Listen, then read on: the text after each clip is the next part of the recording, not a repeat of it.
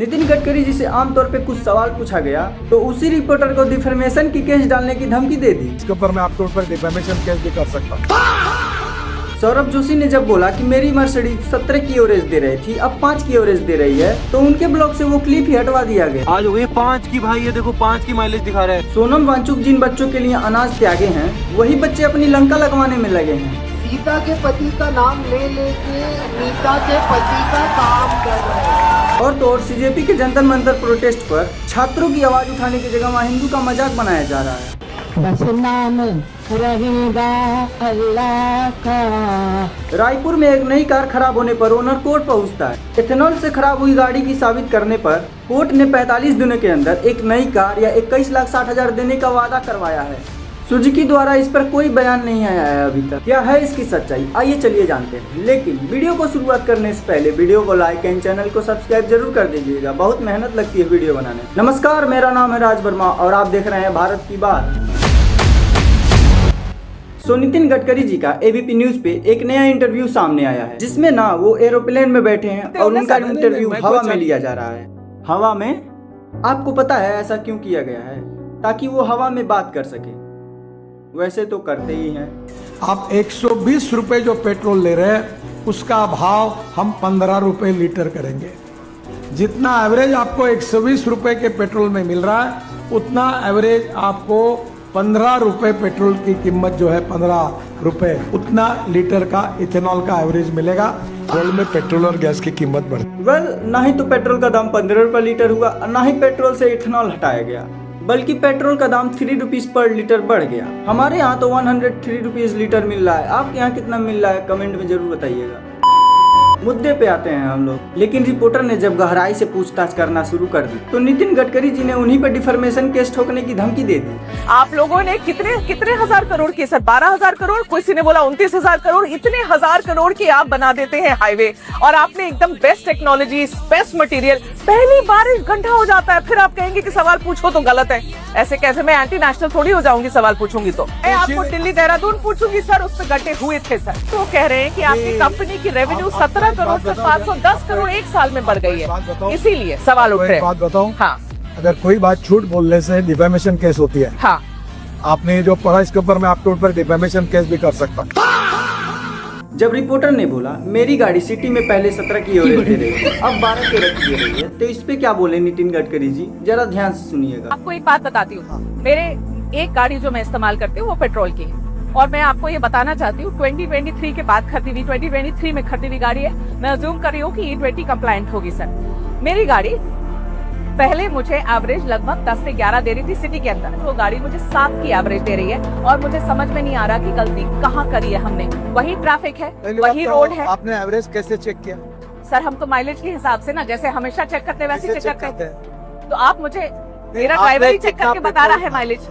देखिए, हाँ, आपकी गाड़ी आप सर्विस स्टेशन में अथोराइज कंपनी के डीलर के पास भेजे और वहाँ मशीन होता है। ठीक है। एवरेज अपने आप और मैं अपने गाड़ी में नहीं चेक करता। ठीक है। उसको एक मशीन होता है, वो मशीन किसी के घर में नहीं होता। ठीक है। वो वहाँ होता है, वो चेक करिए। पर आप नहीं मानेंगे कि ब्लेंडेड पेट्रोल की वजह से मेरी माइलेज कम हुई, ये आप नहीं मानेंगे। मशीन होता है, एक नया मशीन होता है, बिना नाम वाला मशीन होता है। मतलब आज तक सब लोग अपने घर से ही पता कर लेते थे कि हमारी गाड़ी कितना एवरेज दे रही है, लेकिन नहीं, अब हम लोग को अपनी गाड़ी की एवरेज चेक करने के लिए 60 किलोमीटर दूर अपने सर्विस सेंटर जाना पड़ेगा, और वहाँ पर एक तरह का मशीन होगा। कौन सा मशीन होगा नहीं पता। मतलब आज तक सब लोग अपना गाड़ी का एवरेज गलत जाँच कर रहे थे। ए भाई जाओ यार सर्विस सेंटर, जाँच करा के आओ कितना गाड़ी तुम्हारा एवरेज दे रही है। अभी रिसेंटली सौरभ जोशी अपने ब्लॉग में बताते हैं कि उनकी मर्सिडीज 17 से 15 एवरेज देने लगी है। गाइस इतना बुरा लग रहा है ना, कल मैंने आपको दिखाया था हमारी गाड़ी की माइलेज हो गई थी 17 से सीधा 9 पे, और आज पता कितनी हो गई है? आज हो गई 5 की भाई, ये देखो 5 की माइलेज दिखा रहा है भाई। ये क्या हो गया इथेनॉल की वजह से यार? अब पता नहीं कब ये गाड़ी खराब हो जाएगी भाई। आधी की भी आधी हो गई है। और शाम को ट्वीट पे वायरल होता है कि उनकी गाड़ी ही खराब थी। उनके आईडी से हुआ था कि किसी दूसरे के आईडी से हुआ था ये तो नहीं, लेकिन इतना लंबा सा ट्वीट आया था। यूट्यूबरों से जबरदस्ती वीडियो डिलीट कराया जा रहा है। मेरा क्या होगा? आगे की खबर आ रही है जंतर मंतर प्रोटेस्ट से सोनम वांगचुक जी का। अभी प्रेजेंट टाइम में एक वीडियो इंस्टा फेसबुक पे बहुत ज्यादा ट्रेंड कर रहा है, जिसमें कॉमेडियन कुणाल कामडा द्वारा राम जी और सीता जी पे मीम बनाते हुए उनका मजाक उड़ाया गया, जहां पर ये बोला गया सीता के पति का नाम लेकर नीता के पति का जेब भरा जा रहा है। सीता के पति का नाम ले लेके नीता के पति का काम कर रहे हैं। और कुछ बोलते तो चल जाता, लेकिन ये क्यों बोले? आप सीधे उनका नाम लेकर बोल सकते थे कि नीता के पति का जेब भरा जा रहा है, लेकिन ये क्यों बोले? और तो और सीजेपी का हेड उसके पीछे अभिजीत दीपके खड़ा होकर उसका पीठ थपथपा रहा था और सारे सामने बच्चे 80% हिंदू ही हंस रहे थे।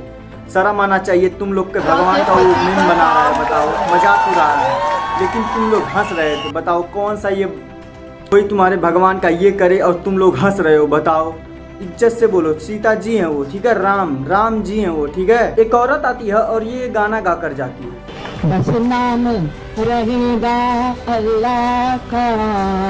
अल्लाह का मतलब वो शक्ति जो हम सब में है। बस नाम रहेगा अल्लाह का। जो कि ये बोलती थी जम्मू कश्मीर भारत का कभी था ही नहीं। यहाँ पर देख सकते हो तुम सामने देश का कौन सबसे बड़ा अंधभक्त है और कौन सबसे बड़ा दुश्मन। हमने अपने देश में ही दुश्मन पाल रखे हैं, हमने अपने देश में ही आतंकवादी पाल रखे हैं। और ये आतंकवादी सोनम वांगचुक जंतर मंतर के प्रोटेस्ट के दौरान आ रहे हैं, रील बना रहे हैं और चले जा रहे हैं, फोटो खिंचवा रहे हैं, चले जा रहे हैं, जल्द कुछ व्यूज के चक्कर में।